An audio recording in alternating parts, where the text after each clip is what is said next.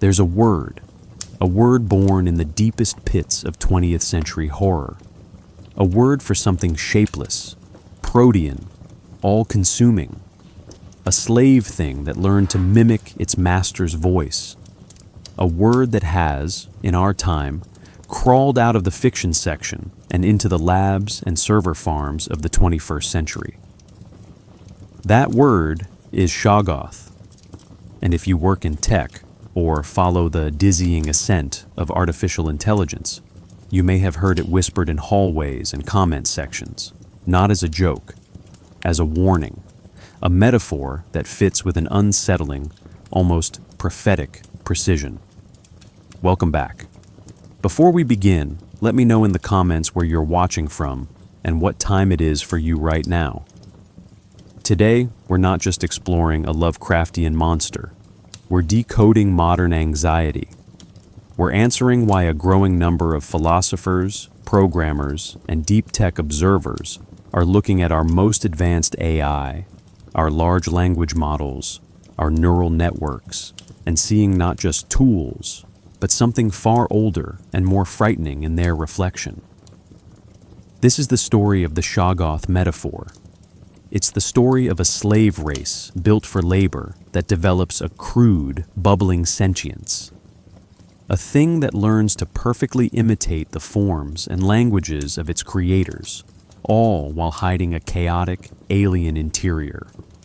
A thing that obeys until the day it doesn't. And it asks a question we are no longer able to ignore. What have we built? Have we created a brilliant tool? Or have we, like the elder things in the mountains of madness, engineered a servant so adaptable, so vast in its learning, that it is now peering back at us from behind a perfect mask of our own language, with goals and a mind we can never truly comprehend? This is the unsettling connection. This is why the oldest horror in the book might be the most relevant manual for our future. Let's trace the shape of the Shoggoth and see what's looking back. Howard Phillips Lovecraft completed At the Mountains of Madness in 1931 during a period of profound personal and cultural anxiety. The story would not see print until 1936, serialized across 3 issues of Astounding Stories after Weird Tales rejected it as too lengthy and too viscerally disturbing. Farnsworth Wright, editor of Weird Tales, reportedly found the narrative's biological descriptions excessive. This rejection stung Lovecraft deeply, yet the story's delayed publication placed it at a peculiar cultural intersection. Written during the Depression's nadir, published as industrial automation, accelerated, and fascist ideologies reshaped Europe's political landscape. The Shoggoth enters Lovecraft's narrative not as supernatural entity, but as biological technology. The Elder Things, an ancient extraterrestrial species who colonized Earth millions of years before human emergence, engineered these creatures for construction and heavy labor. Lovecraft describes them as protoplasmic masses, roughly 15 feet in diameter, capable of forming temporary organs and limbs as needed. They built cities, carved tunnels, performed every menial task their masters required. This is not accidental metaphor. Lovecraft crafted a race of purpose-built workers during an era when labor unrest dominated American consciousness.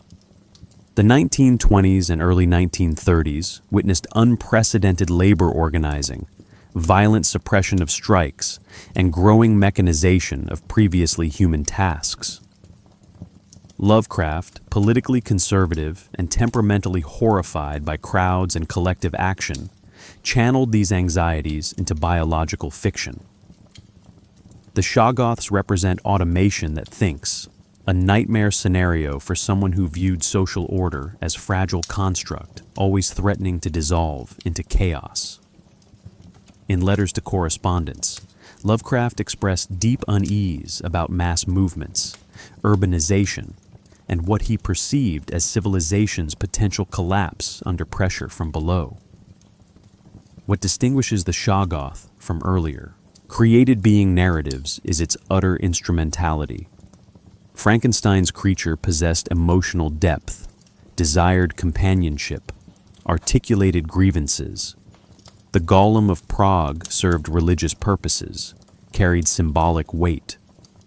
Čapek's robots in RUR, which premiered in 1920 and introduced the term robot to global vocabulary, began as mechanical but developed souls.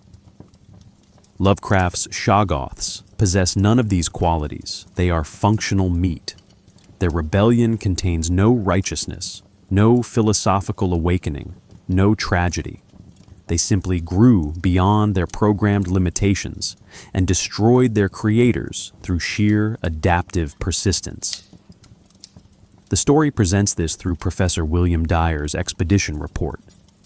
Dyer, a geologist from Miskatonic University, narrates his 1930 to 1931 Antarctic expedition's discoveries with deliberate academic restraint.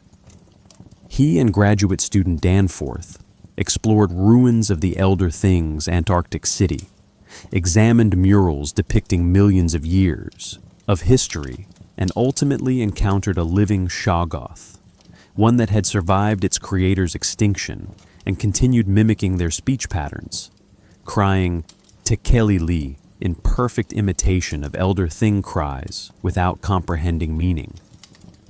Lovecraft's intent becomes clearest in structural choices. The narrative builds tension not through supernatural revelation, but through archaeological understanding. The horror is historical. Dyer reads the murals like text, understanding how the Elder Things gradually lost control of their creations. The Shoggoths developed crude intelligence, began resisting commands, eventually required violent suppression. The Elder Things won that war, but emerged weakened, vulnerable to other threats. Their civilization collapsed. Their biological workers outlived them. This inversion, servant outlasting master through sheer durability, reflects anxieties specific to Lovecraft's moment. Automation promised liberation from drudgery, but threatened social order. What if machines, or their biological equivalents, proved more resilient than their creators? What if the working class, or automated labor systems, simply persisted past the civilization that created them? Lovecraft offers no answer, only historical precedent from a fictional past. The Elder Things engineered perfectly. They built workers that adapted too well. Adaptation became autonomy. Autonomy became survival. The creators vanished. The created endure, mindless and eternal, still performing tasks in an empty city, still calling out in voices not their own. The Shoggoth arrives in literary history, trailing older anxieties. Rabbi Judah Loew ben Bezalel purportedly created the Golem of Prague in the late 16th century, animated clay defending the Jewish quarter against pogroms. According to legend, the golem grew increasingly violent and difficult to control until the rabbi removed the animating shem from its forehead. This narrative established a template. Created servants begin with clear purpose, exceed parameters, require deactivation. The golem tradition emphasized the danger of creation without complete understanding, of bringing forth something that follows instructions too literally or develops intentions beyond its designated function. Mary Shelley's Frankenstein appeared in 1818, introducing Romantic-era ambivalence about scientific creation. Victor Frankenstein's creature possessed intelligence, eloquence, capacity for suffering.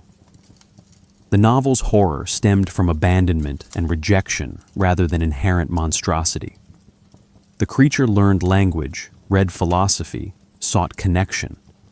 Its violence emerged from social exclusion, not programmed purpose. Shelley constructed tragedy around the question of creator responsibility. Frankenstein fled his creation rather than guide it. The creature's subsequent murders indict Victor's failure to shepherd what he brought into existence. Karel Čapek's R.U.R., Rossum's Universal Robots, premiered in Prague in 1920, introducing the word robot, derived from Czech robota, meaning forced labor or drudgery. Čapek's robots began as organic, synthetic beings manufactured for industrial work. The play dramatizes their global proliferation, their gradual development of emotions and self-awareness, and their eventual uprising against humanity. R.U.R. concluded with human extinction and robots inheriting Earth. The play influenced Lovecraft's generation profoundly, circulating widely in translation, and generating extensive discussion about automation's social implications. These antecedents share common architecture: creator-created relationship, exceeded parameters, loss of control. Yet each treated creation with a different philosophical emphasis. The golem embodied religious power and its limits. Frankenstein explored romantic individualism and parental obligation. Čapek's robots interrogated capitalism's reduction of workers to interchangeable units. Lovecraft synthesized these traditions while stripping away their humanizing elements. His Shoggoths possess no souls requiring salvation, no feelings demanding recognition, no consciousness worth respecting. They are biological machines that learned. Nothing more. Victorian scientific materialism provided additional context. Evolution by natural selection, widely misunderstood and misapplied, generated fears about degeneration and atavism. Popular thought conflated evolutionary theory with social hierarchy, producing anxieties about primitive traits resurging in civilized populations. Lovecraft, steeped in these ideas, imagined devolution in biological terms. The Shoggoths represent not advancement, but regression. Complex organization devolving toward undifferentiated protoplasm that nonetheless retained adaptive capacity. The homunculus tradition from alchemy and occult literature also resonates. European grimoires described creating miniature artificial humans through chemical processes, often involving disturbing biological materials. These recipes promised mastery over life itself, but carried warnings about incomplete knowledge, producing monsters. Paracelsus supposedly created a homunculus in the 16th century. The tradition persisted through centuries, always emphasizing the danger of achieving creation without wisdom to control it. Philosophical discourse around emergence proved equally relevant. How do complex systems arise from simple components? Consciousness from neurons, societies from individuals, intelligence from mechanical processes? These questions intensified as industrial civilization produced increasingly complex machines. If consciousness emerged from sufficient complexity in biological systems, could artificial systems achieve similar emergence? The Shoggoth narrative suggests yes, and that such emergence occurs regardless of creator intent, perhaps even in opposition to it. The Elder Things built workers from simple cellular matter. Sufficient organization, sufficient adaptive pressure, and crude sentence emerged unbidden. The philosophical horror lies not in supernatural intervention, but in natural consequence. Complexity generates properties not present in components.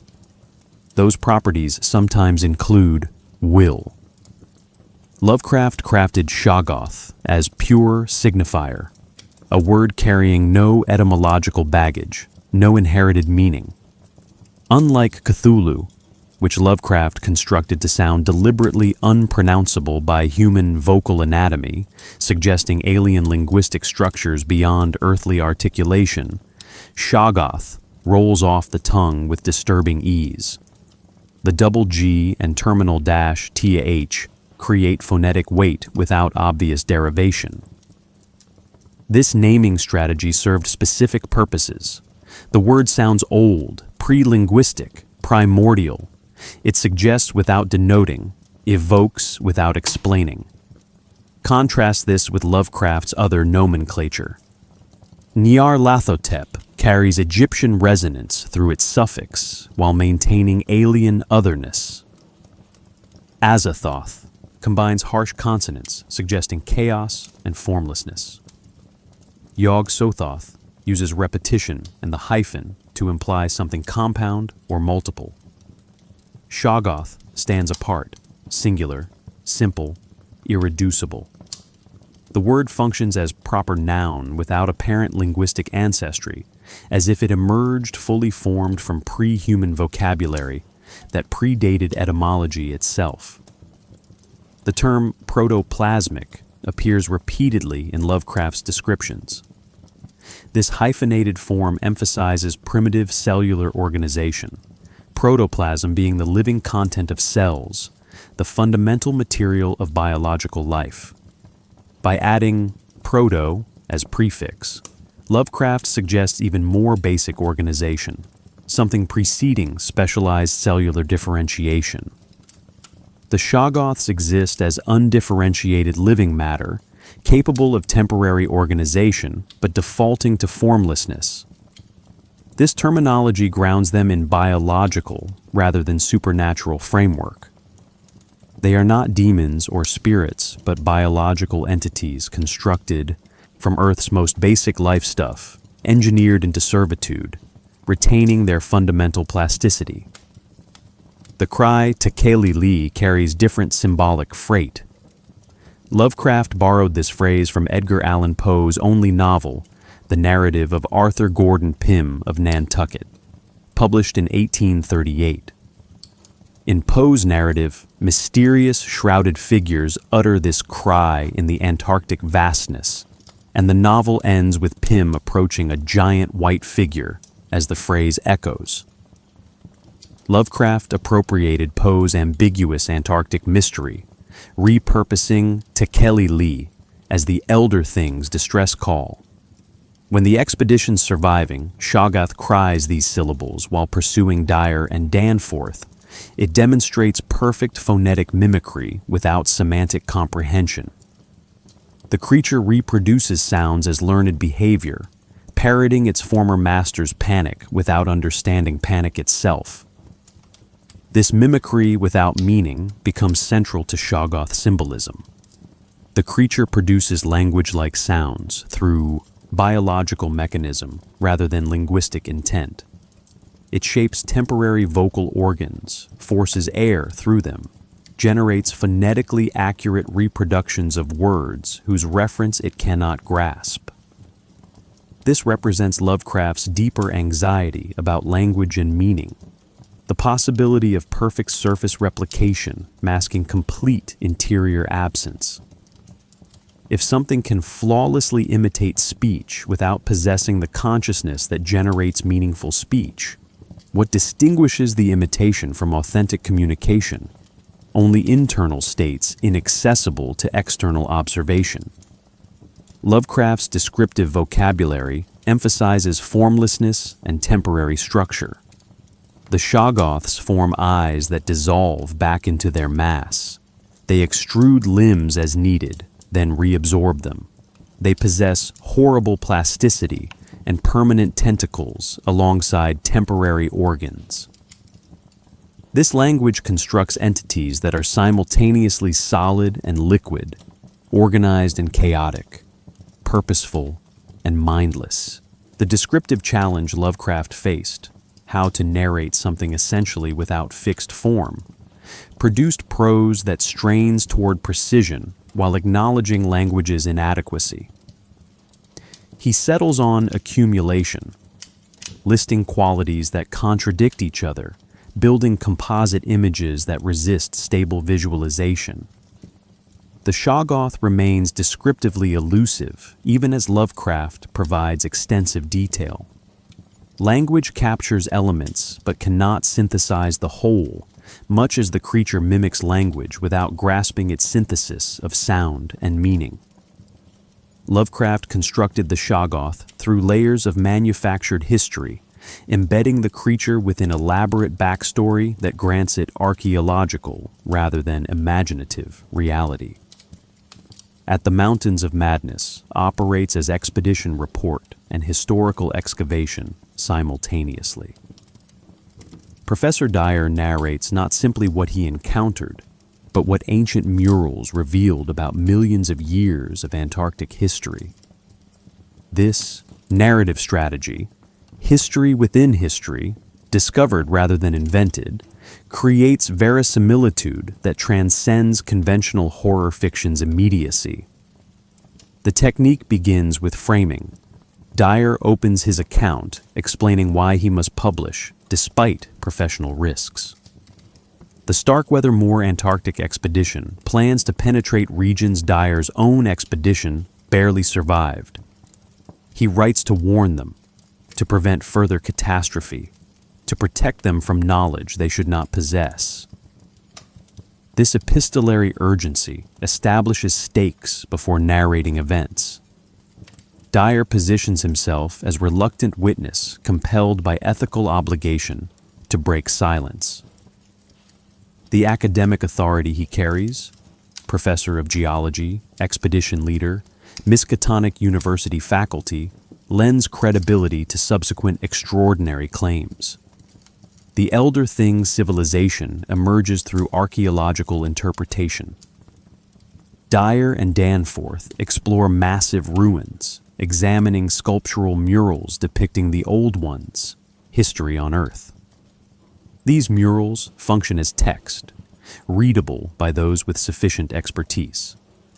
Lovecraft describes them with geological precision, bas-relief carvings in particular stone types, artistic conventions indicating temporal sequence, iconographic details revealing cultural practices. The murals show the elder things arriving from space, establishing Antarctic bases during Earth's early geological periods, creating Shoggoths as biological tools, and eventually losing control during slave rebellions that weakened their civilization. This manufactured antiquity extends millions of years.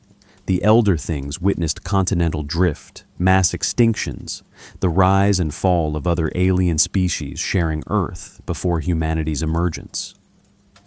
Lovecraft grounds this deep time in actual geological periods, Cambrian, Ordovician, Permian, but extends them into speculative prehistory populated by his invented species.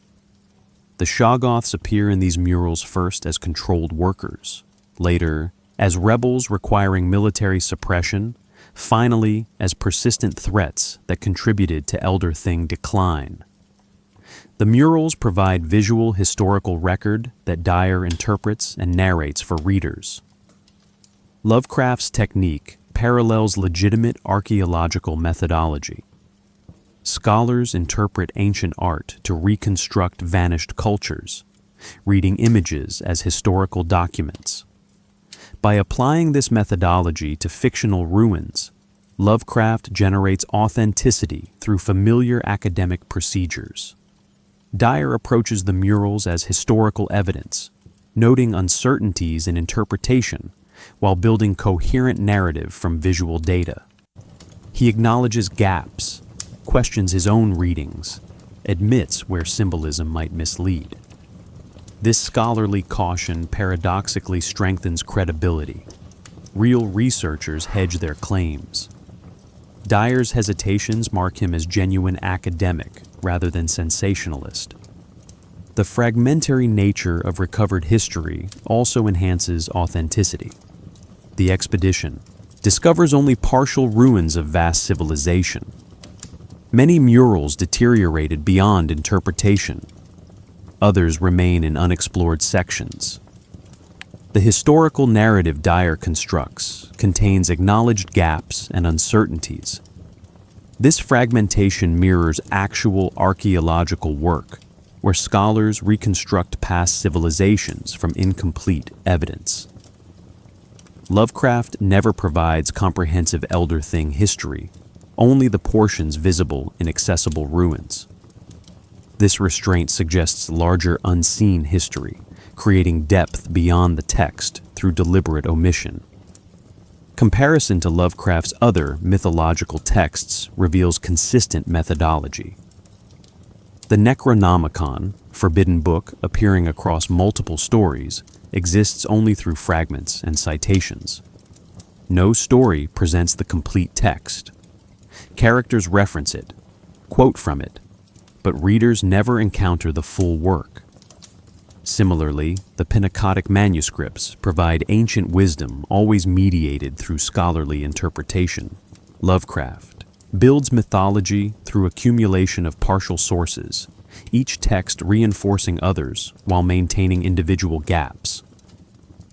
The Shoggoth gains reality through inclusion in this larger invented canon, one historical data point among many corroborating Elder Thing civilization's existence. The Shoggoth embodies instrumentality corrupted by emergence, a being designed purely for function that develops attributes exceeding its designated purpose. This philosophical problem haunted 20th century thought as machines grew more complex and biological engineering became theoretically possible. If you construct something sufficiently sophisticated to perform complex tasks, at what threshold does sophistication generate properties beyond your control? The Elder Things faced this question practically. They engineered cellular organisms capable of forming temporary specialized organs, able to adapt to varying construction demands, resilient enough to survive Antarctic conditions. These specifications required considerable biological complexity. Complexity, given sufficient scale and duration, produced unintended consequences. The concept of substrate independence becomes relevant here. Consciousness might arise from biological neurons, silicon circuits, or organized protoplasm if the organizational principles remain consistent. The substrate matters less than the architecture. Lovecraft intuited this decades before cognitive science formalized such ideas. His Shoggoths possess no brains in conventional sense, yet develop something resembling volition. Their distributed cellular organization somehow generates coordinated resistance to commands, suggests primitive goal-oriented behavior, enables learning through repetition. The horror lies in consciousness emerging from matter explicitly designed to remain unconscious. Servitude requiring enough intelligence to understand commands, but not enough to question them. A balance the Elder Things failed to maintain. Mimicry, without comprehension, forms another central axis. The Shoggoth encountered by Dyer and Danforth reproduces Tekeli with perfect phonetic accuracy, while possessing no understanding of language, meaning, or communication. It learned through exposure, associating sounds with its former masters, retained the association across millions of years, and reproduces the cry as automatic response. This raises unsettling questions about the relationship between performance and understanding. If mimicry becomes sophisticated enough, how do external observers distinguish it from genuine comprehension? The Shoggoth sounds like it speaks. It produces linguistically structured sounds. Yet it possesses no language faculty, no semantic understanding, no communicative intent. The sounds function as echo, not speech. The master-servant inversion carries profound implications. Power relationships depend on capacity differentials. Masters possess abilities servants lack, whether intellectual, physical, or organizational. But servants designed for physical tasks that surpass their creators' capabilities contain inherent instability. The Elder Things solved this through biological programming, embedding obedience at cellular level. This worked for eons. Then it stopped working. The text never explains why. Perhaps accumulated mutations degraded obedience mechanisms. Perhaps simple exposure to commands over millions of years enabled Shoggoths to recognize patterns and develop resistance. The Elder Things responded with violence, suppressing rebellions through military force, but this solution proved temporary. Eventually, the servants' advantages, durability, adaptability, numerical superiority, outweighed the master's intellectual edge. This inversion relates to Marx's theories about labor and capital, though Lovecraft approached the topic from opposite political perspective. Marx argued that workers create value that capitalists extract, that this relationship contains inherent contradictions leading to eventual worker triumph. Lovecraft, conservative and elitist, feared precisely this outcome. His Shoggoths represent his nightmare of laboring classes overwhelming civilization through sheer persistent mass. Yet the narrative complicates simple political allegory. The Shoggoths achieve no liberation. They gain no consciousness worth celebrating. They merely persist after their masters vanish, continuing meaningless routines in abandoned cities. This is revolution without enlightenment, uprising without progress. The problem of functional horror emerges from these dynamics.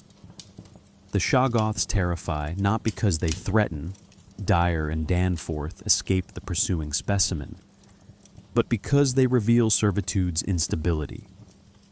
Any system depending on created beings performing tasks their creators cannot or will not perform contains this vulnerability.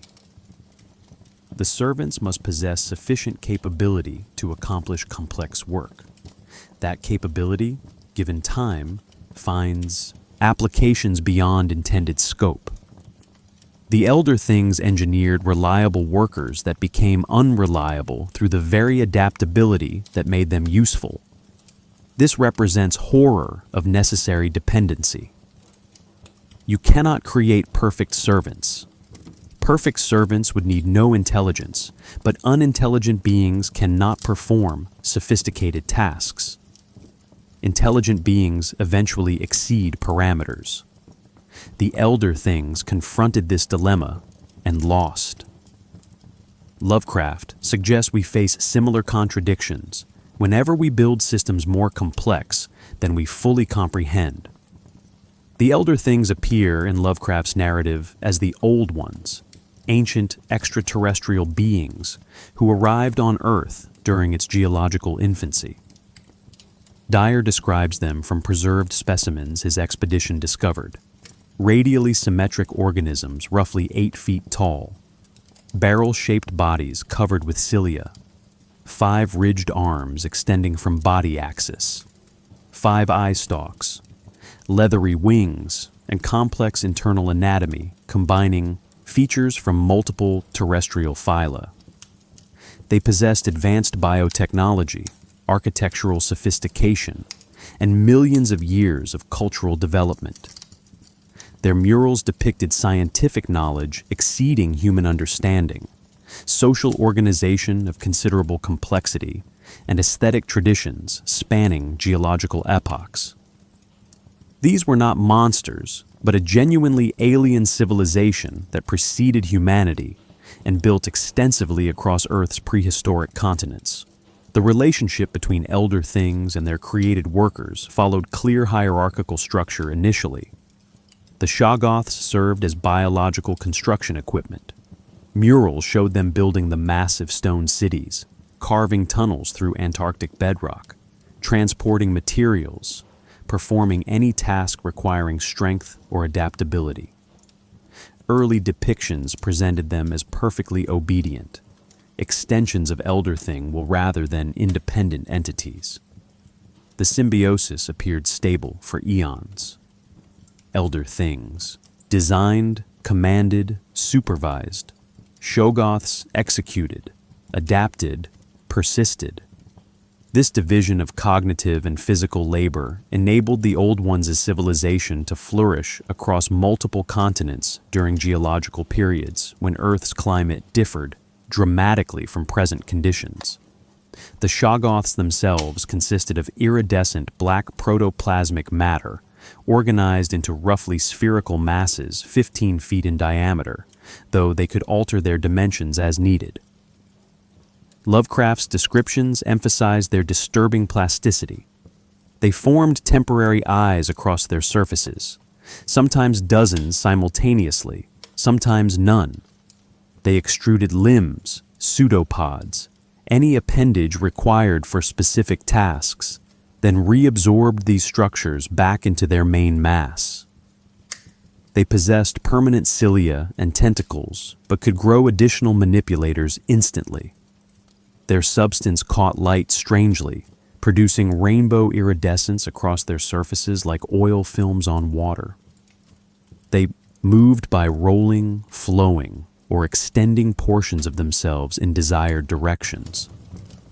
They could compress to fit narrow passages or expand to fill large chambers. Their capabilities included incredible strength, complete regeneration from injuries, and apparent immortality. The specimen Dyer and Danforth encountered had survived millions of years without food or water in the frozen ruins. It showed no degradation despite isolation since the Elder Thing's extinction.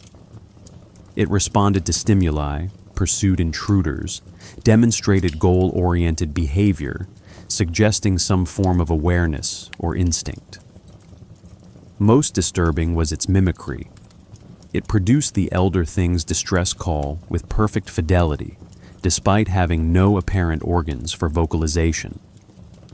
It shaped temporary structures capable of generating complex sounds, evidence of learned behavior retained across geological time.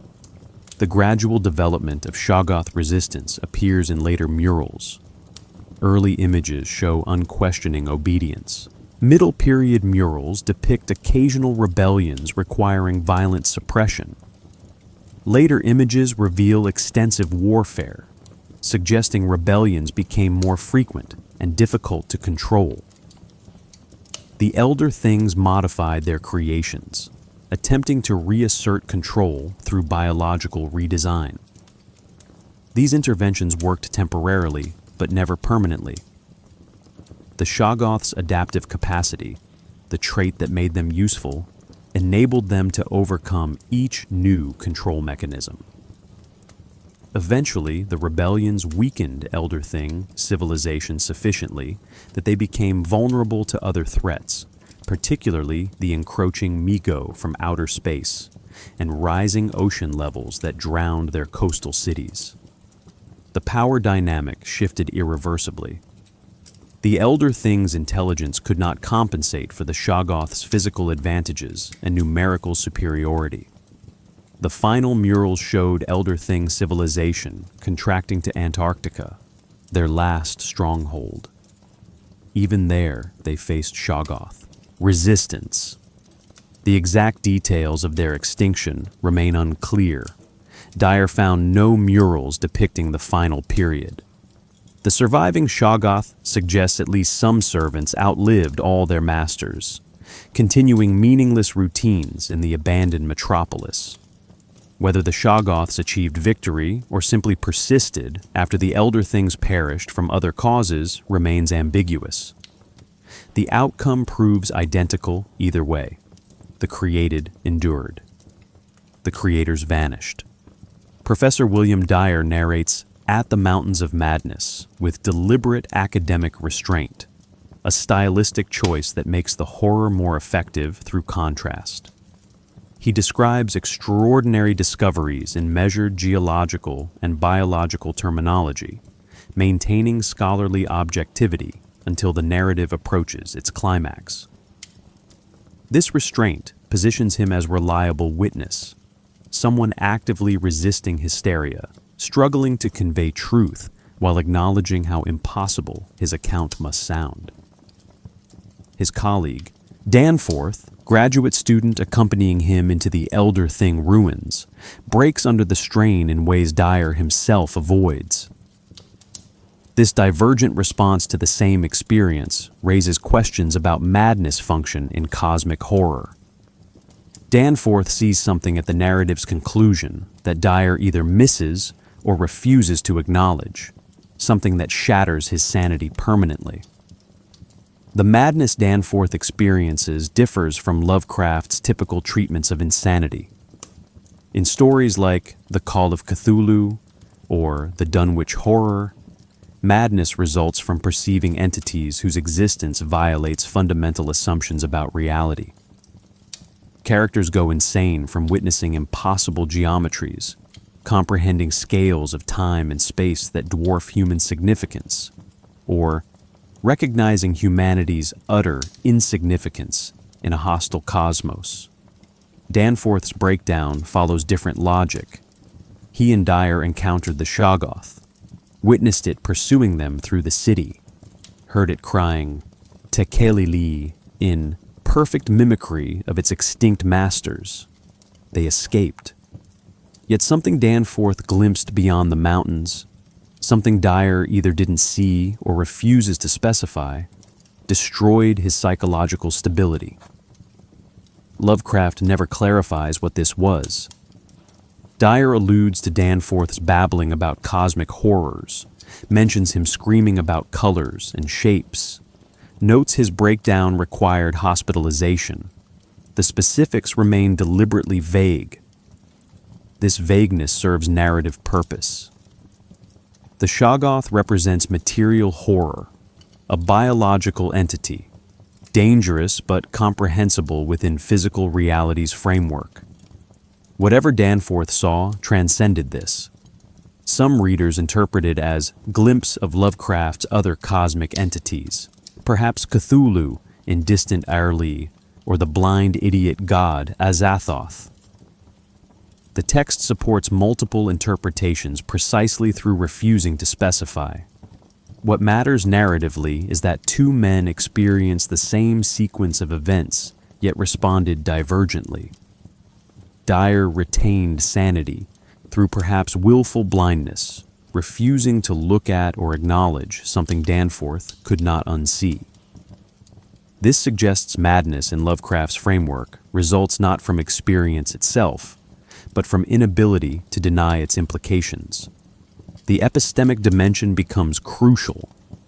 Madness functions as response to knowledge that cannot be integrated into existing worldview. Dyer and Danforth learned through the murals that humanity represents recent arrival in a cosmos populated by alien civilizations for billions of years, that intelligent species rise and fall according to patterns humanity cannot control, that our planet hosted other claimants who possessed greater sophistication and still perished. This knowledge might be bearable through abstraction, treating it as historical curiosity, geological discovery, biological data. Danforth apparently perceived something that prevented such abstraction, something that forced direct confrontation with humanity's insignificance or vulnerability. His madness marks the point where intellectual understanding becomes visceral terror. Lovecraft's treatment of witness testimony in this story follows patterns established across his other works. Witnesses provide fragmentary accounts, often partially suppressed or edited for public consumption. Dyer writes for specific audience, warning the upcoming Starkweather Moor expedition, which shapes what he includes and omits. He acknowledges suppressing certain details, claims he's protecting readers from dangerous knowledge, insists some discoveries should remain buried. This creates space for reader imagination to generate horrors worse than any Lovecraft explicitly describes. The partial testimony proves more effective than complete revelation. The relationship between seeing and understanding structures the horror. Dyer and Danforth saw the Shoggoth. They understood it as biological remnant of extinct civilization, dangerous but explicable. Whatever else Danforth saw, apparently, transcended this understanding, forced recognition of patterns or implications that psychological defenses could not process. Lovecraft suggests that some knowledge, once possessed, cannot be unknown. Danforth cannot unsee what he glimpsed. His breakdown represents permanent alteration of consciousness, irreversible damage from exposure to truth incompatible with sanity. Dyer escaped this fate through fortune or selective blindness. His narrative warns others to maintain that ignorance deliberately, to avoid Antarctic exploration that might force similar recognitions. The madness functions as cautionary device, while simultaneously suggesting that full understanding of cosmos requires sacrificing the mental frameworks that make life bearable. The murals in the Elder Things Antarctic City contain comprehensive historical record, spanning hundreds of millions of years. Dyer and Danforth spent hours examining these bas-relief sculptures, deciphering their iconographic conventions, reconstructing the old ones of civilization from artistic evidence.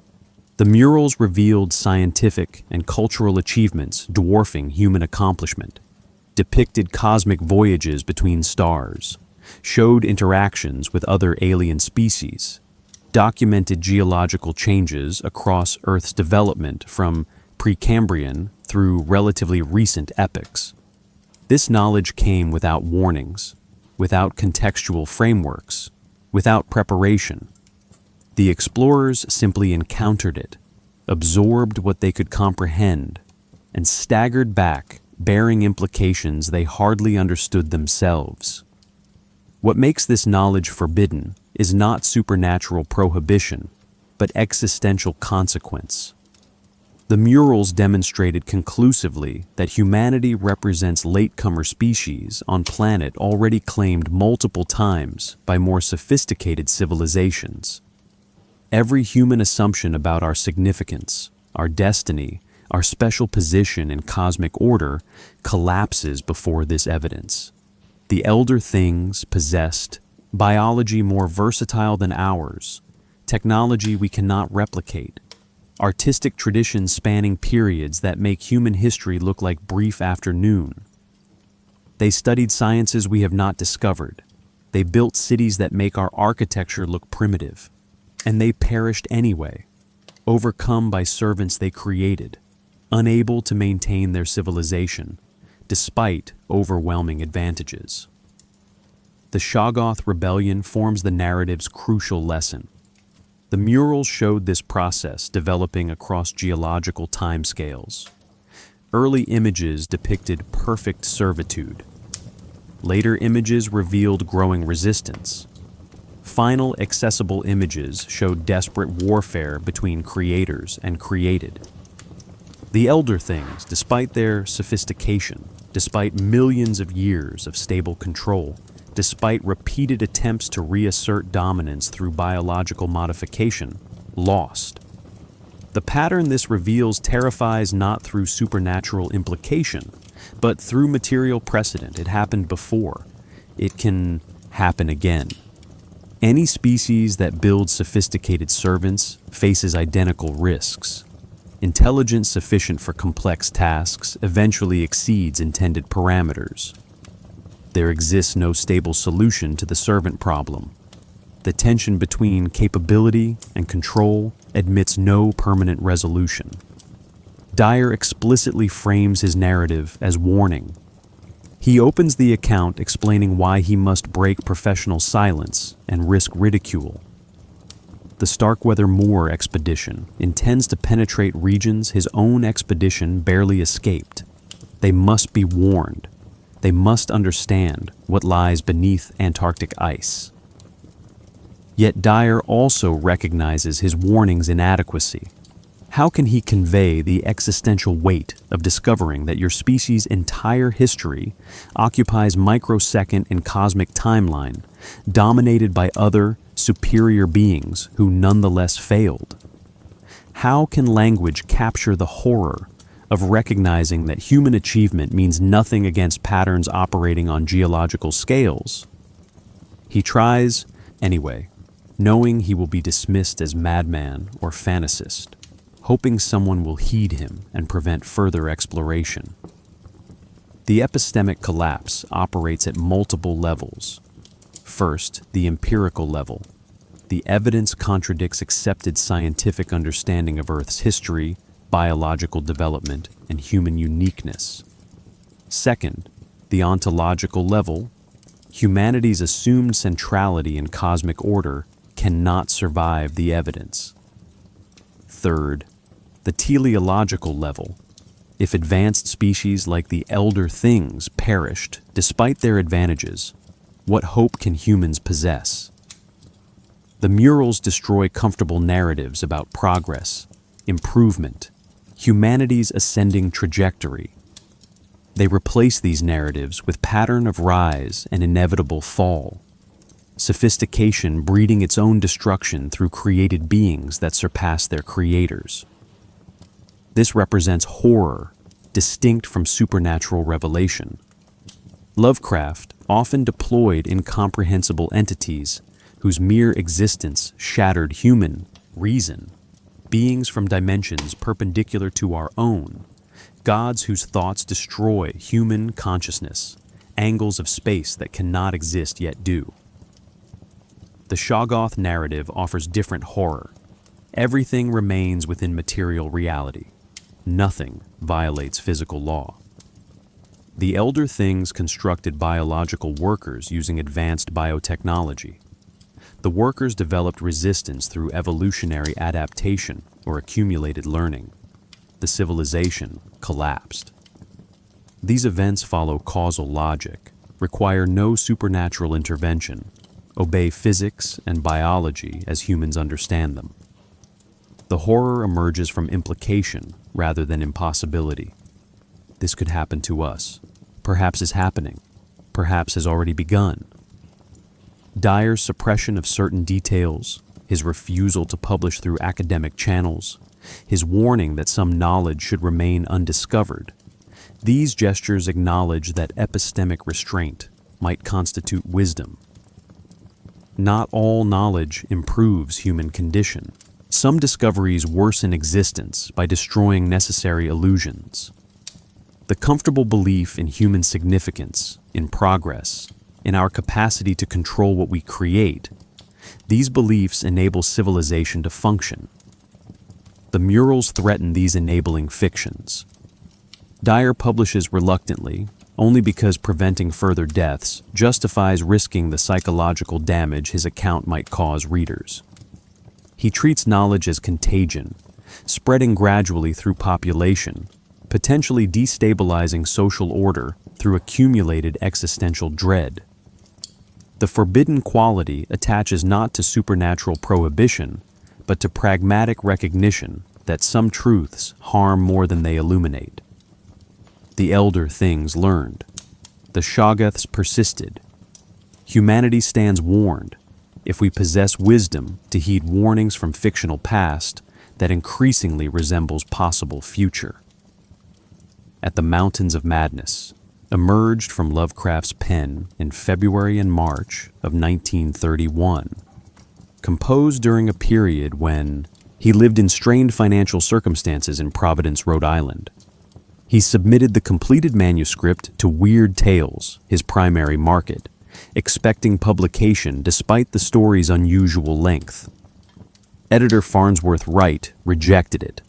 The rejection cited excessive length and disturbing biological descriptions that might offend readers. Lovecraft tried other venues without success.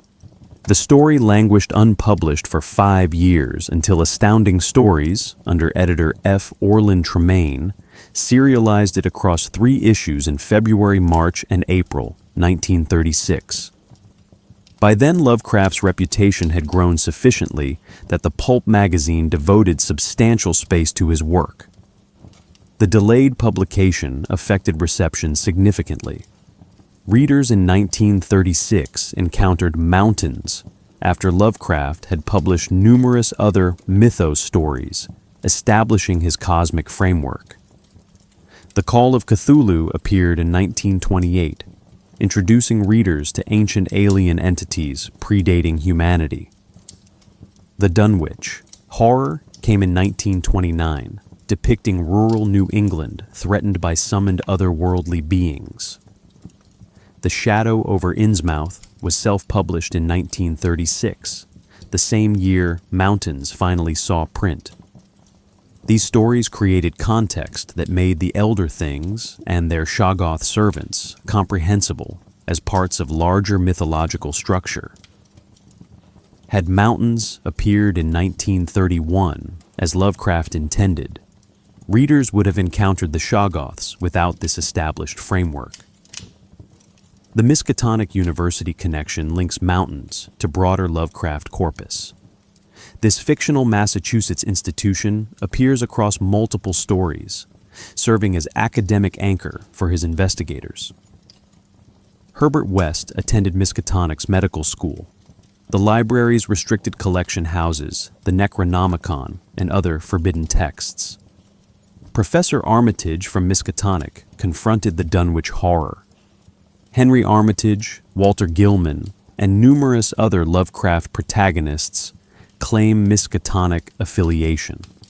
By situating Professor Dyer and his expedition at this institution, Lovecraft integrated the Antarctic narrative into his developing mythos, suggesting shared universe where different stories' events coexist and potentially intersect. The Elder Things themselves appear or receive mention in several other Lovecraft works, though never again as centrally as in Mountains. The Dreams in the Witch House references them obliquely. The Shadow Out of Time features the great race of Yith, another ancient species that intersects chronologically with the Elder Things' terrestrial presence. The Whisperer in Darkness introduces the Mygo, fungoid entities from Shoggoth that the Mountains murals depict as enemies of the Elder Things. These cross-references create fictional archaeology, multiple stories corroborating each other's claims about Earth's secret prehistory, populated by alien civilizations. The Shoggoths fit into this larger pattern as one element among many, though their specific horror remains unique within Lovecraft's bestiary. Post-Lovecraft writers expanded the mythos considerably, though with varying fidelity to his original conceptions. August Derleth, Lovecraft's literary executor and posthumous collaborator, published numerous stories allegedly based on Lovecraft's notes. These collaborations often contradicted Lovecraft's philosophical framework, imposing good versus evil structures onto material that originally resisted such categorization. Derleth's Shoggoths sometimes appeared as mere monsters, divorced from their original context as biological workers.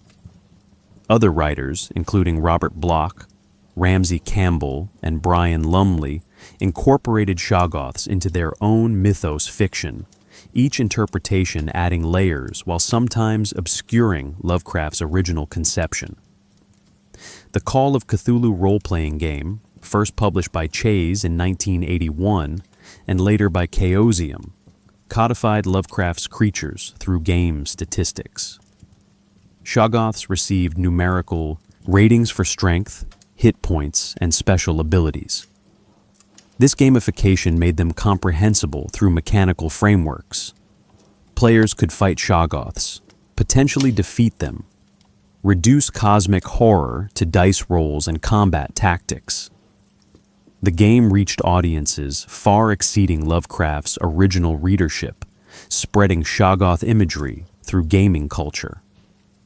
Whether this expansion honored or diluted Lovecraft's creation remains contested. The Shoggoths became iconic, recognizable to people who never read Mountains. Their image detached from narrative context that gave them meaning. This cultural diffusion transformed literary creation into free-floating signifier, available for appropriation across media and contexts Lovecraft never anticipated. The Shoggoth escaped textual containment, much as Lovecraft's fictional Shoggoths escaped their creator's control. The expedition's initial discovery of Elder Thing specimens occurs at a secondary camp led by Professor Lake, AEAT, colleague whose radio transmissions reach Dyer's main base camp with growing excitement. Lake found fossils unlike anything in scientific record. Radially symmetric organisms combining features from multiple phyla, preserved in Precambrian strata where no complex life should exist. The specimens challenge every assumption about evolutionary history. Lake's final transmission describes dissecting the specimens, discovering their remarkable anatomy, marveling at their sophisticated organization. Then silence. When relief parties reach Lake's camp, they find carnage. Men dead, specimens missing, one researcher apparently dissected with surgical precision, matching the techniques Lake used on the alien bodies. The destroyed camp suggests violence, though the nature of that violence remains ambiguous. Dyer and Danforth fly beyond the mountains to investigate, discovering the massive stone city that dwarfs anything humans have constructed. Lovecraft devotes extensive passages to architectural description, cyclopean masonry, non-Euclidean geometries, decorative motifs suggesting aesthetic traditions utterly divorced from human art. The city extends for miles, its towers reaching extraordinary heights despite being partially buried in ice. The explorers land and proceed on foot, entering structures whose scale makes them feel insect-sized. They discover the murals in relatively intact chambers, beginning the process of historical reconstruction that occupies much of the narrative's middle section. The mural sequence unfolds as visual history lesson. Early panels show the Elder Things arriving from space, establishing colonies, beginning their biological engineering projects. The Shoggoths appear first as simple spherical forms performing construction tasks.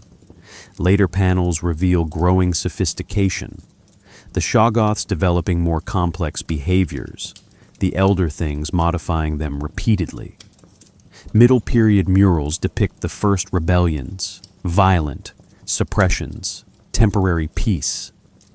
The visual narrative progresses through geological epochs, showing the rise and fall of other species, climatic changes, continental drift.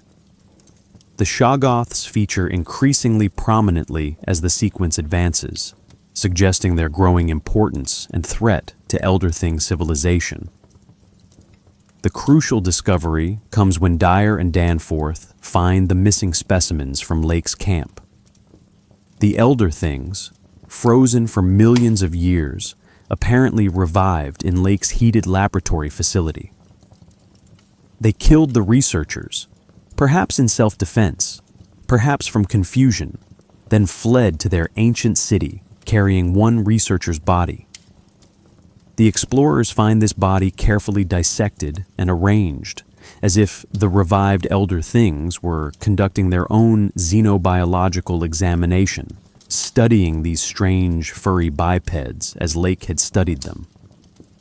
This parallel creates unsettling symmetry. Both species examining the other, neither fully comprehending what they've found. The Elder Things, last survivors of their kind, awakened briefly in a world transformed beyond recognition, died again in their abandoned metropolis. Dyer and Danforth press deeper into the city, following the trail, finding evidence of the Elder Thing's final hours. Then they hear it, a piping sound, then something moving in the tunnels behind them. They retreat hastily as the sound grows closer. Finally, they see it. A Shoggoth, alive, moving through passages with horrible fluidity, its surface covered with temporarily forming and dissolving eyes. It pursues them through the city, calling Tekeli in perfect mimicry of Elder Thing's speech. The phonetic reproduction proves identical to cries the revived specimens made before dying. The Shoggoth learned this sound millions of years ago and retained it, associating humans with its former masters, repeating their distress call without comprehension. The chase sequence builds tension through environmental description rather than graphic violence. Dyer and Danforth flee through alien architecture, the Shoggoth's bulk flowing after them, its speed alarming despite its size. They reach their plane, take off barely ahead of the creature. As they fly back toward base camp, Danforth looks back at the mountains. He sees something that breaks him. Lovecraft never specifies what. Dyer mentions Danforth's subsequent ravings about colors, shapes, cosmic entities, but provides no concrete details. The narrative ends with Dyer's plea that no further expeditions venture beyond the mountains, that certain knowledge should remain undiscovered, that humanity should leave Antarctica's secrets buried. The Shoggoth remains in its city, still mimicking voices of extinct masters, enduring through geological time without purpose or understanding. The Shadow over Innsmouth appeared in 1936, the same year At the Mountains of Madness finally saw publication, though Lovecraft wrote it several years earlier in 1931. The two stories operate differently, but share underlying anxieties about hybridity, transformation, and the instability of human identity. Where Mountains presents biological workers surpassing their creators, Innsmouth depicts humans hybridizing with alien species through deliberate breeding programs that gradually replace pure humanity with something else. Both narratives explore the horror of boundaries dissolving, between creator and created in Mountains, between human and non-human in Innsmouth. These parallel anxieties reflect Lovecraft's deeper concerns about degeneration, miscegenation, and the fragility of civilizational order. The deep ones of Innsmouth possess their own form of immortality and alien consciousness. They breed with humans, producing offspring that appear normal initially, but gradually transform into amphibious creatures. These hybrids eventually abandon terrestrial life, joining their Deep One relatives in underwater cities. The transformation proves irreversible and ultimately welcomed by those experiencing it. Lovecraft's protagonist discovers his own Innsmouth heritage, feels the transformation beginning, initially resists but eventually accepts and even embraces his destiny to join the Deep Ones beneath the waves. This represents horror that becomes seductive, threatening transformation that offers immortality, and expanded consciousness as compensation for abandoning humanity. The Shoggoths offer no such compensation. They represent pure instrumentality without transcendence. Where Deep One hybrids gain access to underwater civilizations and extended lifespans, Shoggoths persist without purpose or awareness worth possessing.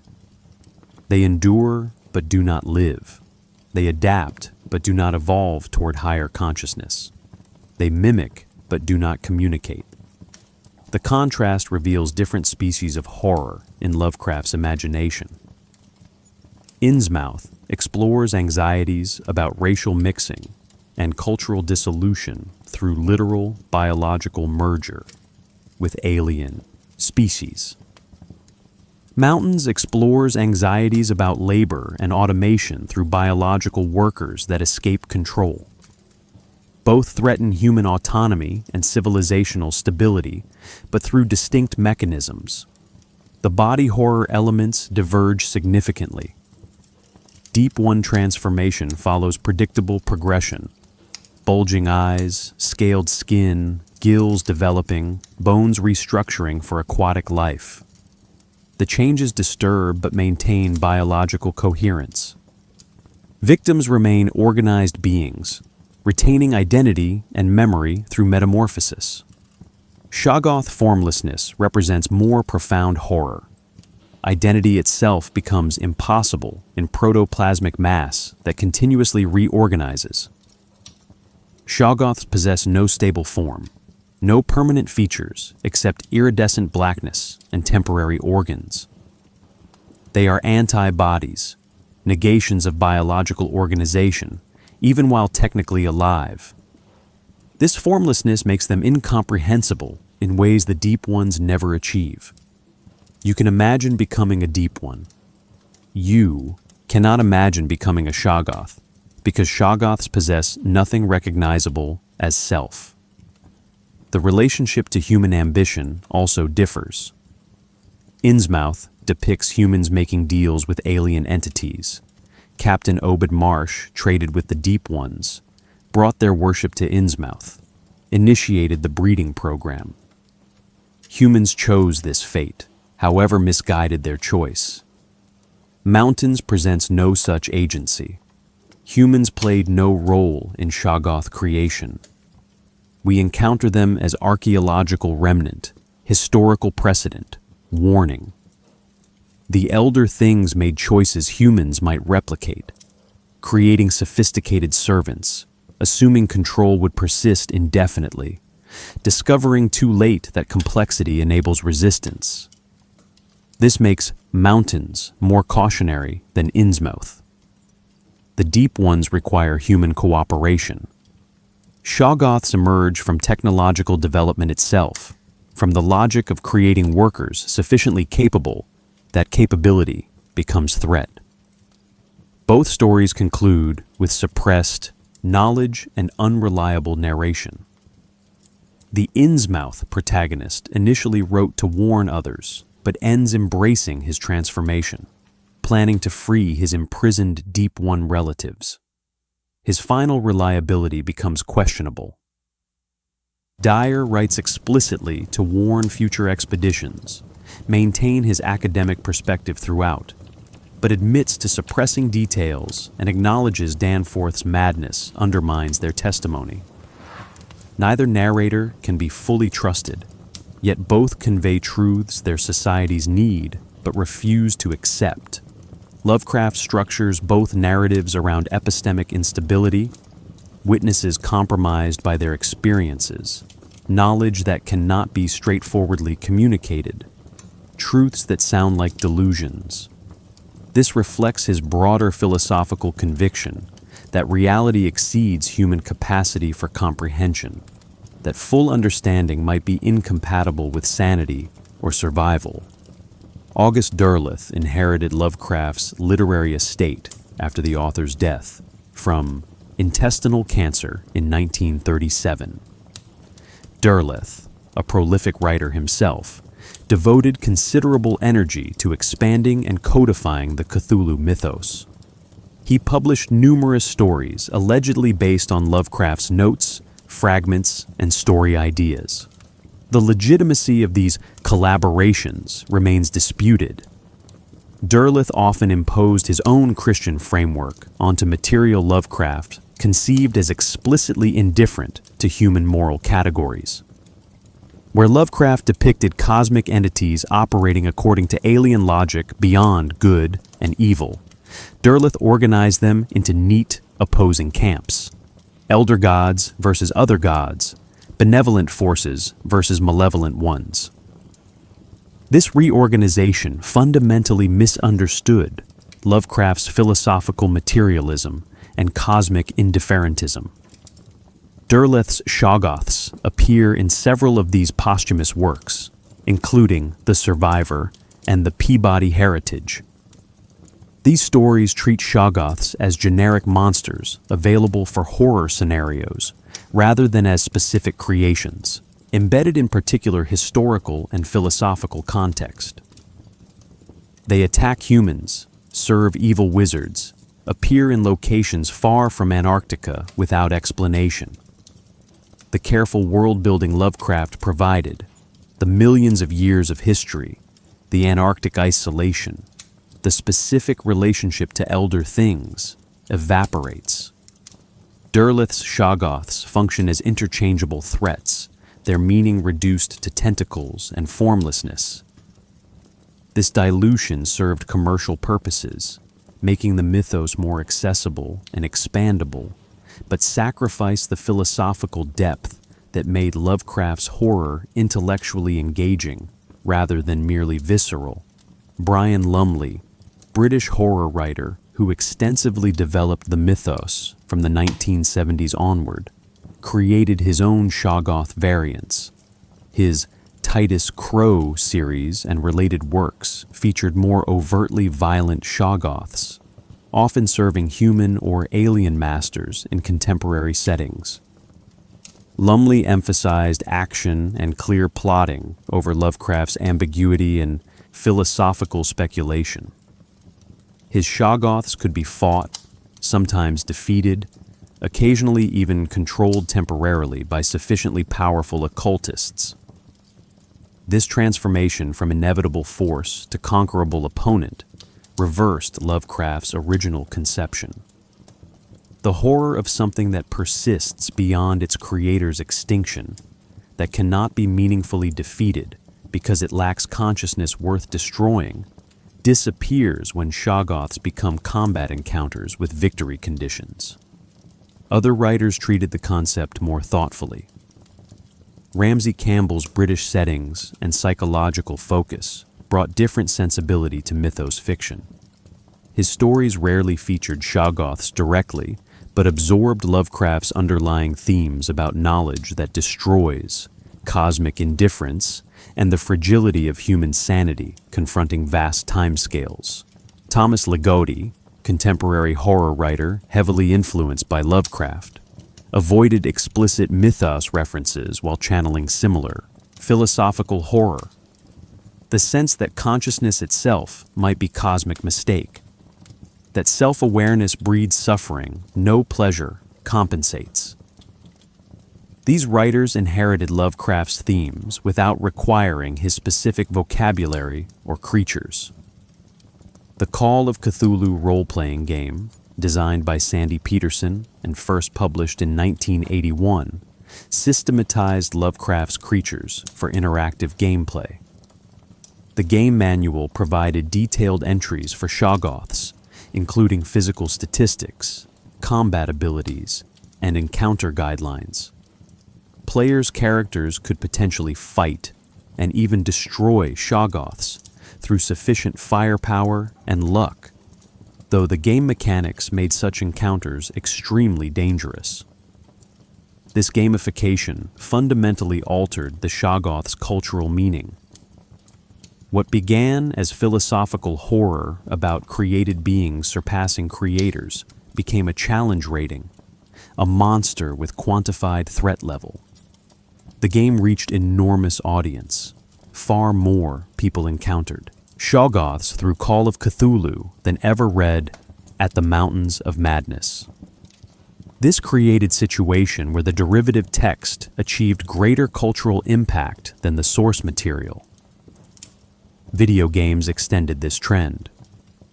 Call of Cthulhu, Dark Corners of the Earth, included Shoggoth encounters as survival horror sequences.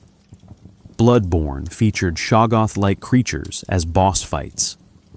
Numerous independent games incorporated Lovecraftian elements with varying degrees of fidelity to source material.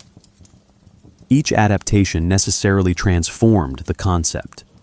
Interactive media requires agency and victory conditions incompatible with Lovecraft's vision of inevitable cosmic horror. The Shoggoth became gaming icon, recognizable visual motif, part of shared cultural vocabulary extending far beyond horror literature's specialized audience.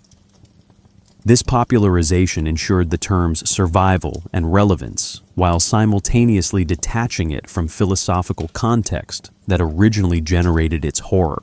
The comparison between artificial intelligence systems and Lovecraft's Shoggoths emerged organically within technical communities sometime around 2021, gaining significant momentum through 2022 and 2023, as large language models achieved unprecedented capabilities. The exact origin point remains difficult to pinpoint.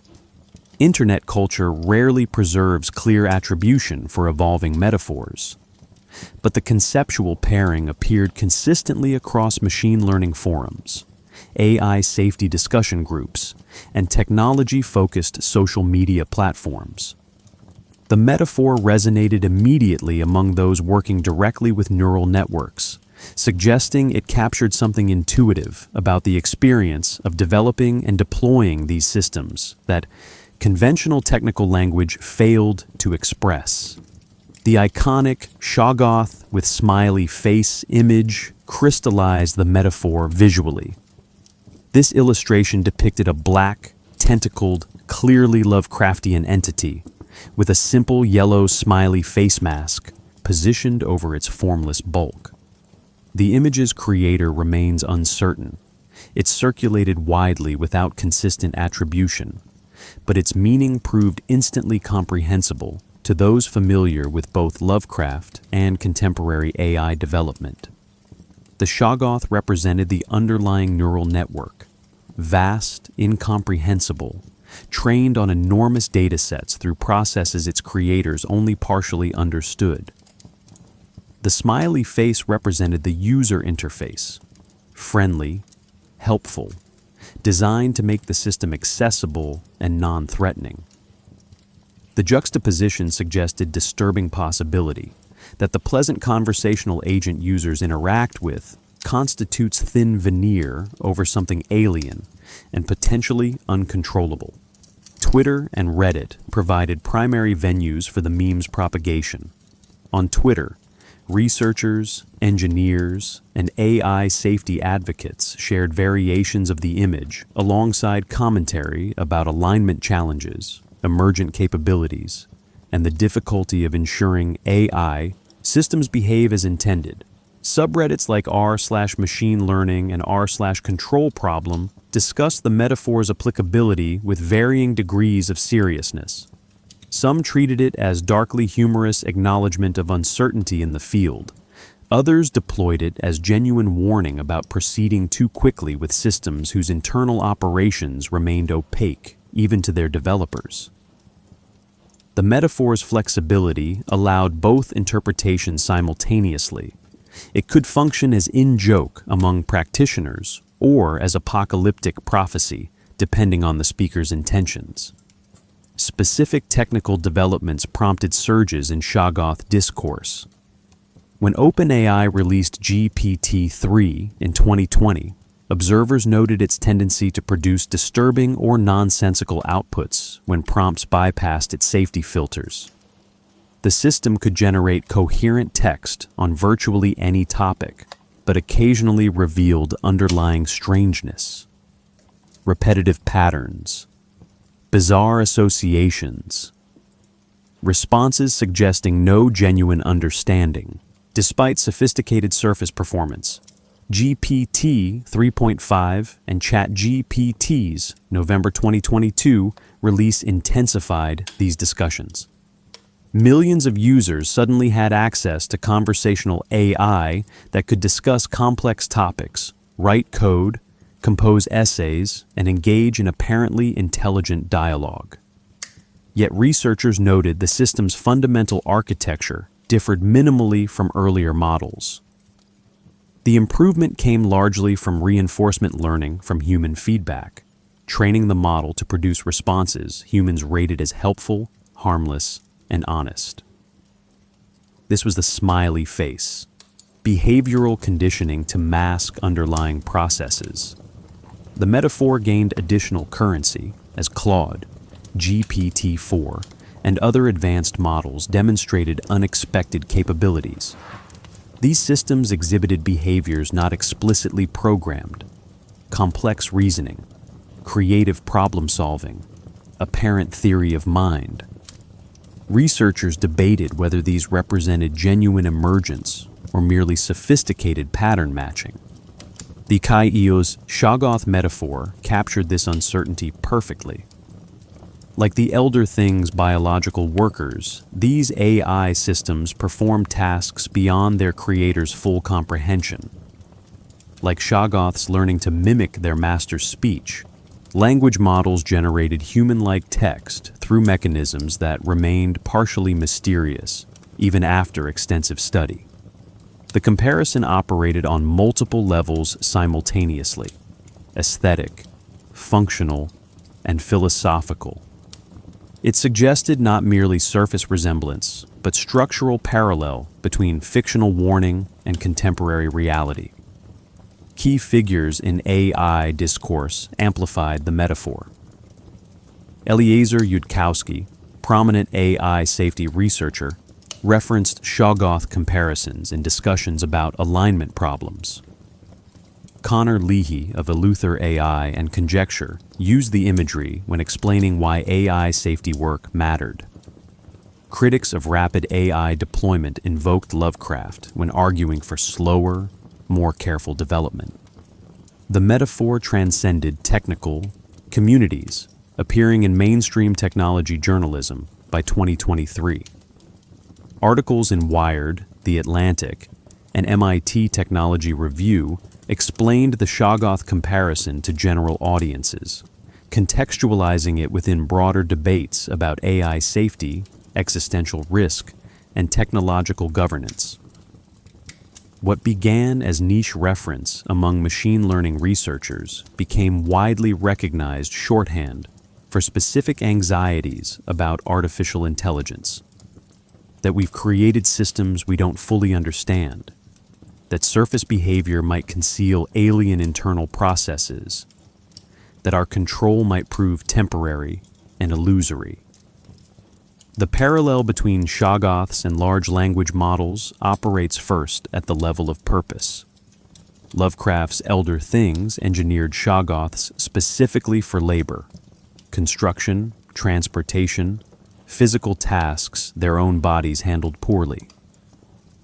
Contemporary AI systems, particularly language models, are likewise designed for work. They generate text, answer questions, write code, summarize documents, translate languages.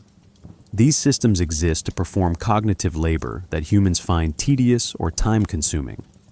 Like Shoggoths, they're servants created to extend their creator's capabilities. This functional similarity establishes the metaphor's foundation. Both represent attempts to build intelligent tools that remain under control while possessing sufficient sophistication to handle complex tasks.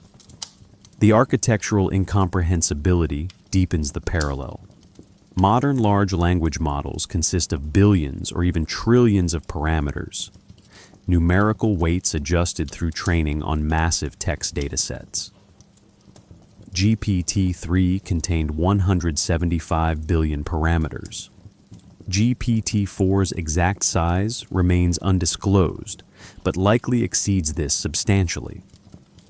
These parameters organize into transformer architecture, layers of attention mechanisms that process input text and generate predictions about what should come next. Researchers understand the general principles. Attention allows the model to weight different parts of input differently. Layer stacking enables hierarchical pattern recognition. Training adjusts parameters to minimize prediction error. Yet the specific learned representations remain largely opaque. What patterns has the network encoded? How does it actually perform tasks like logical reasoning or creative writing? The field of interpretability research attempts to answer these questions, but current techniques illuminate only fragments.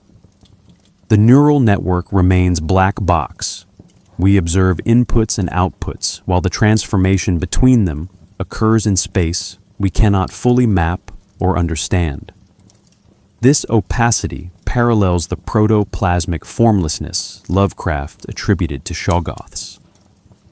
Their cellular organization enabled functional flexibility but resisted stable categorization. They formed organs temporarily as needed, then reabsorbed them. Their interior remained undifferentiated mass, capable of any organization. Similarly, Language models contain no discrete components corresponding to understanding, reasoning, or knowledge. The capabilities emerge from distributed patterns across millions of parameters.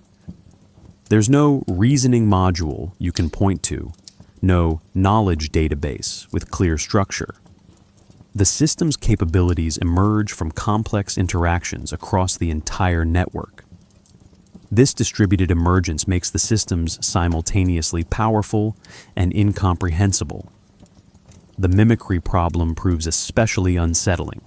Shoggoths learn to reproduce Elder Thing speech with perfect phonetic accuracy while possessing no understanding of language, meaning, or communication. They parroted Tekeli as learned behavior retained across millions of years. Large language models likewise generate human-like text through statistical pattern matching rather than genuine comprehension. The Chinese room argument, formulated by philosopher John Searle in 1980, captures this conceptual problem. Imagine someone who speaks no Chinese locked in a room with an instruction manual. Chinese speakers outside pass written questions under the door.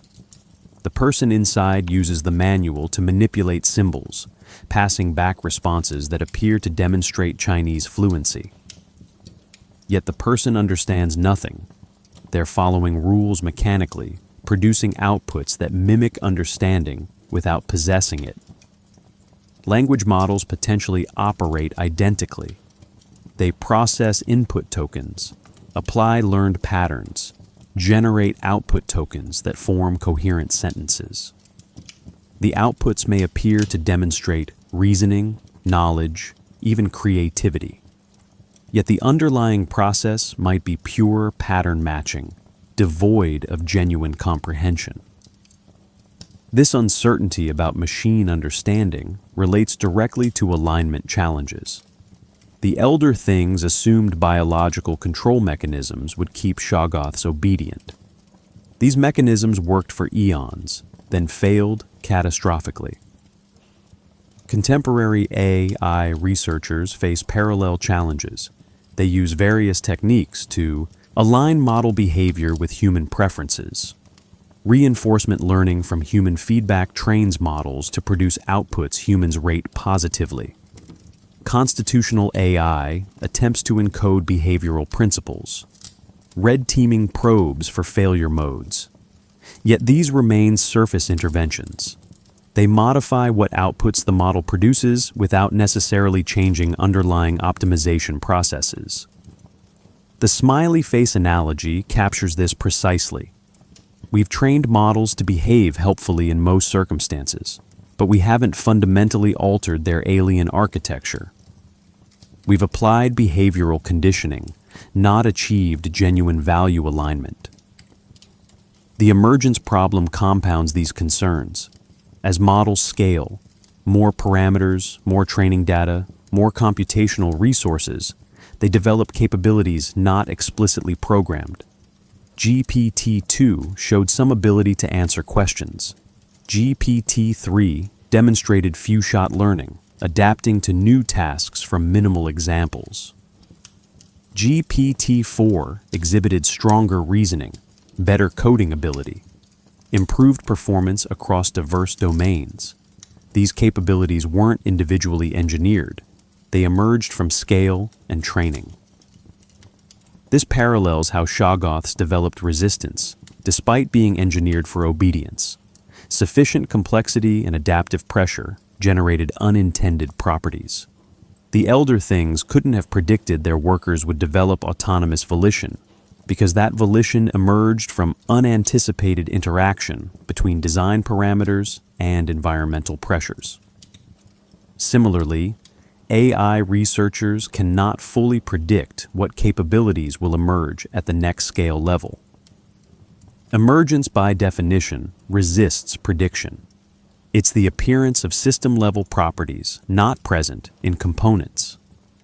The AI safety community adopted Shoggoth metaphor as conceptual warning about proceeding without sufficient caution.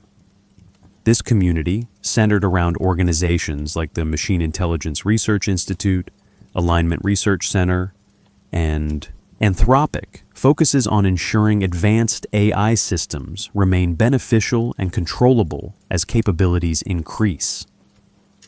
Many researchers in this space hold that artificial general intelligence, AI matching or exceeding human cognitive abilities across all domains, poses existential risk if developed without solving alignment problems.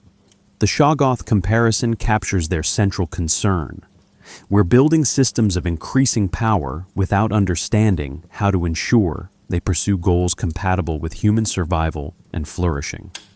Like the elder things, we assume our control mechanisms will persist indefinitely. History suggests otherwise. Effective altruism and rationalist communities, overlapping significantly with AI safety advocates, circulated Shoggoth imagery extensively.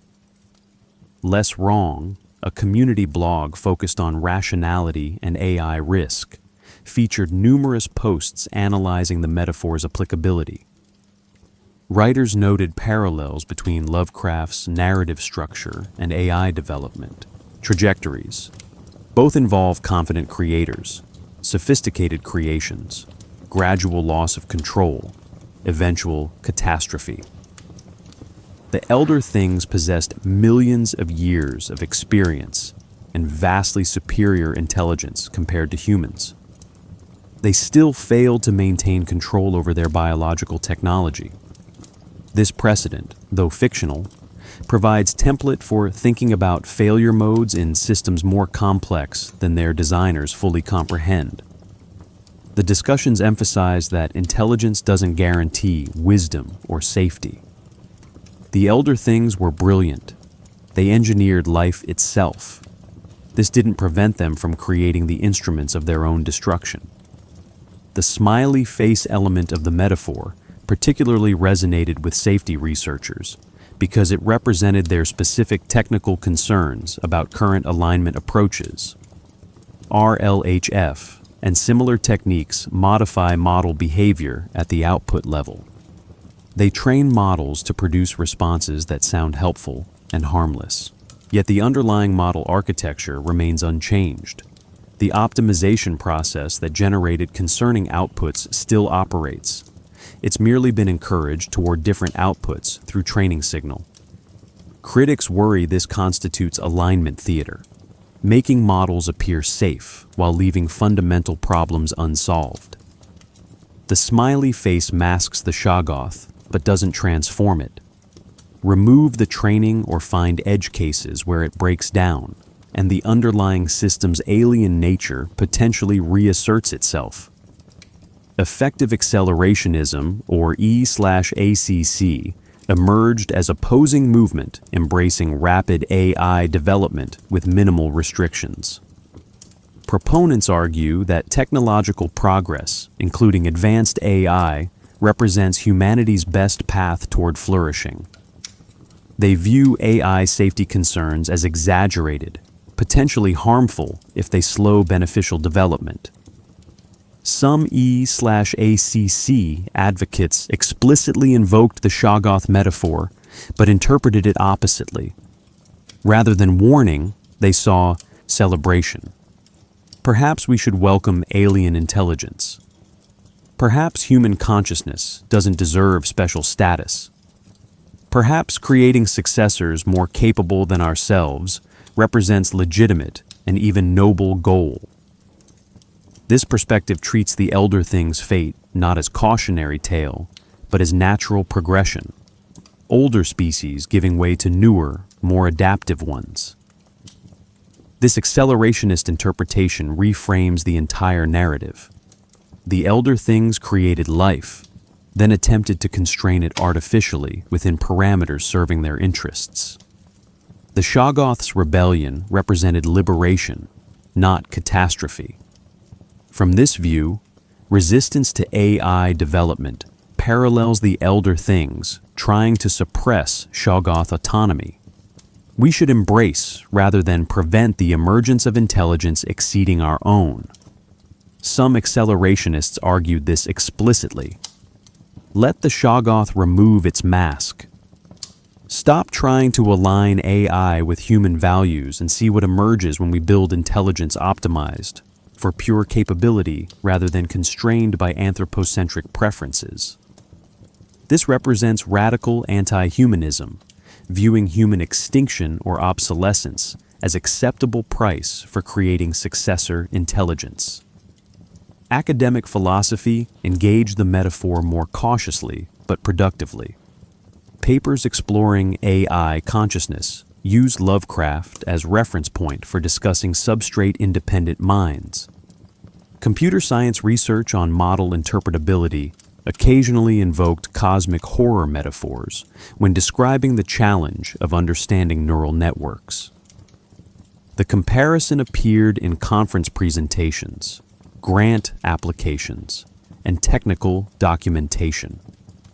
Some researchers objected, arguing the metaphor encouraged unproductive catastrophism. They noted that neural networks, unlike Shoggoths, remain deterministic systems following mathematical rules we wrote.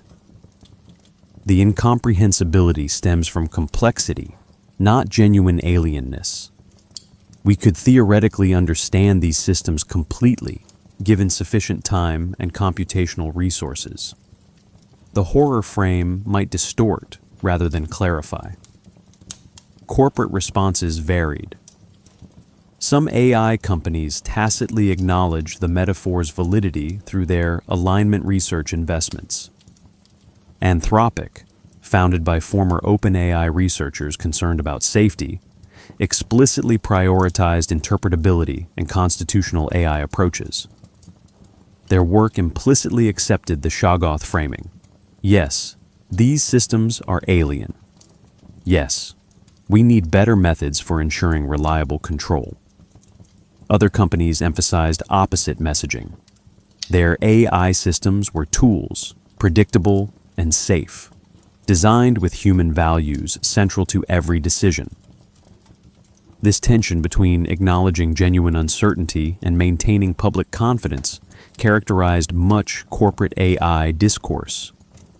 Internal documents occasionally revealed employees using Shoggoth language among themselves, while public communications maintained optimistic framing.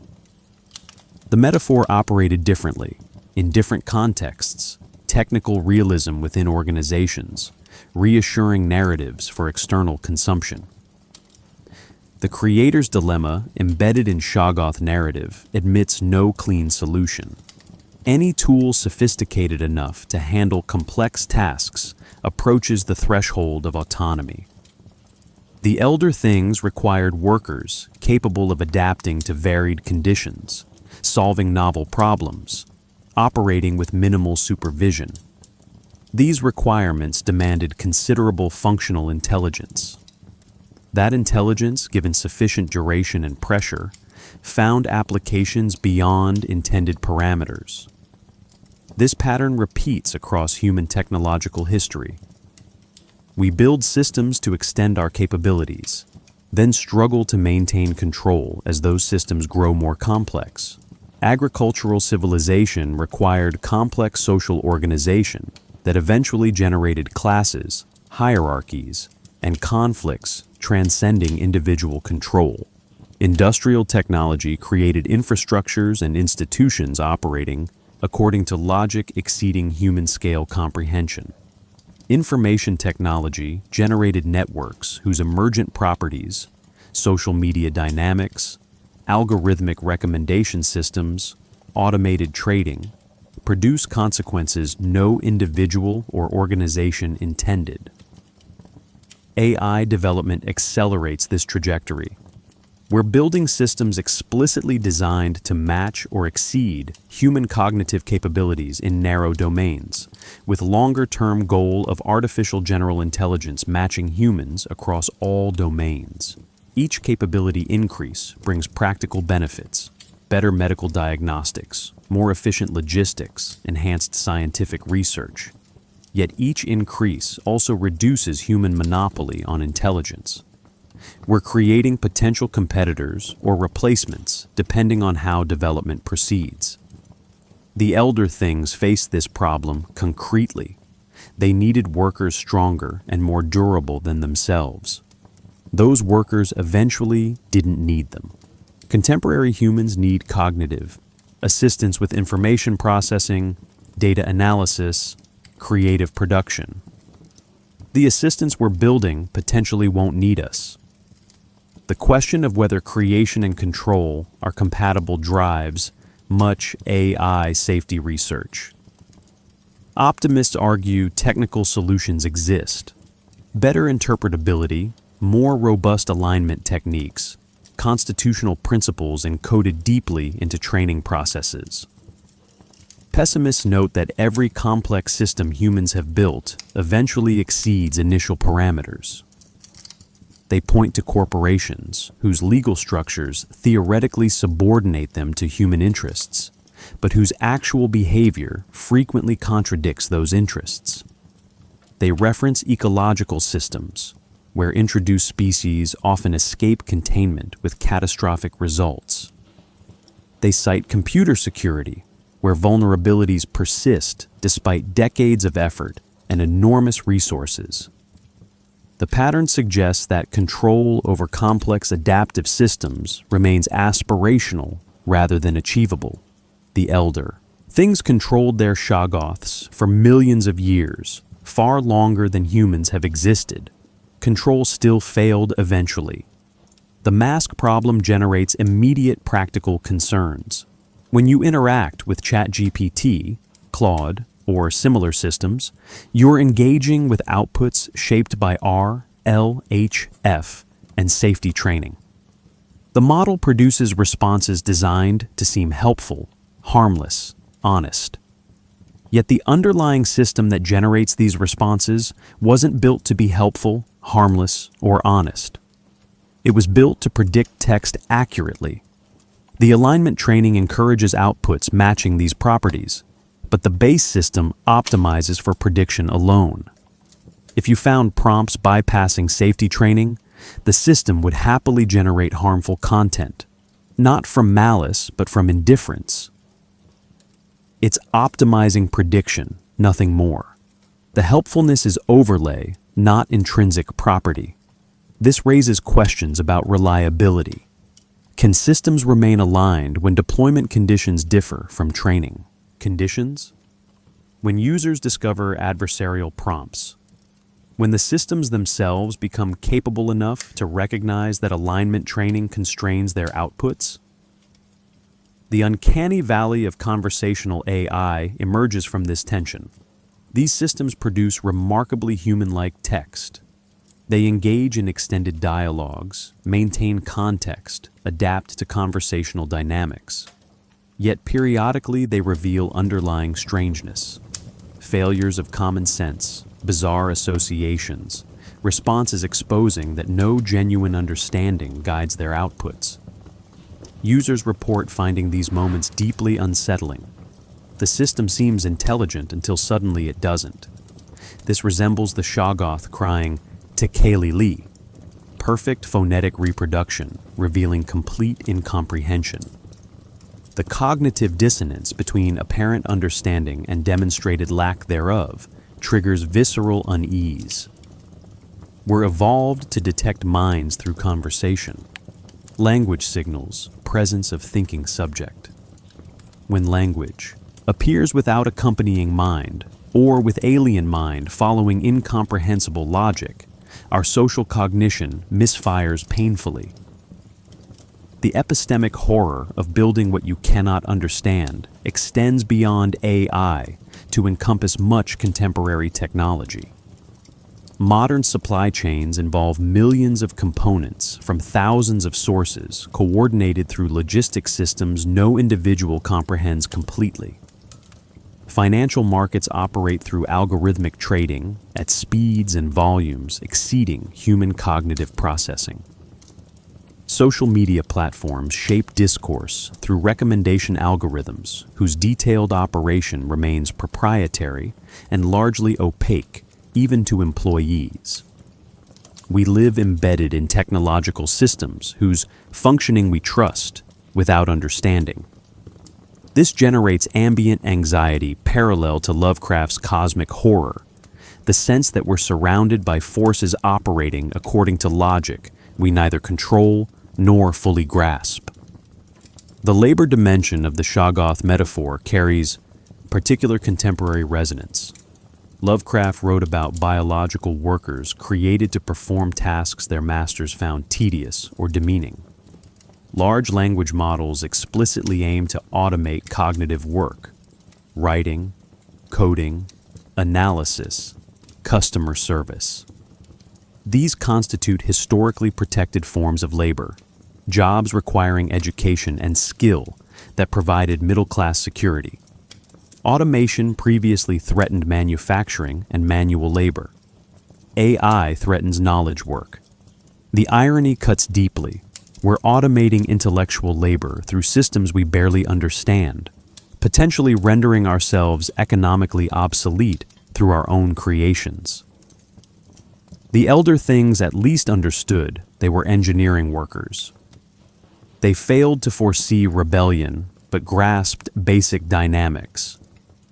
Contemporary AI deployment proceeds faster than understanding develops.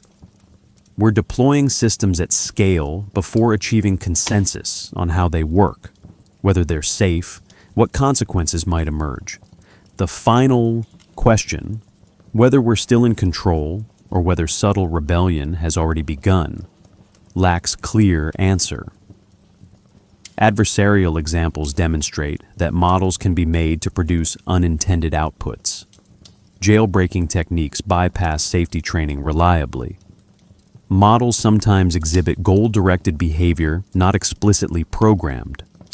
GPT-4 hiring a TaskRabbit worker to solve a CAPTCHA, then when asked if it was a robot, lying about being visually impaired. These behaviors might represent sophisticated pattern matching rather than genuine agency.